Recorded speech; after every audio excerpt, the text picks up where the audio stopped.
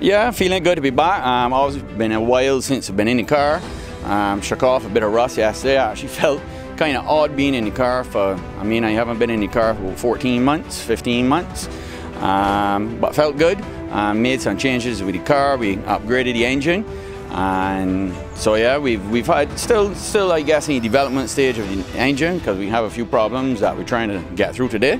But yeah, excited for today, man. We ain't had motorsport now in a while, so excited to be out, and hopefully some of the spectators will come out and it will be a good event.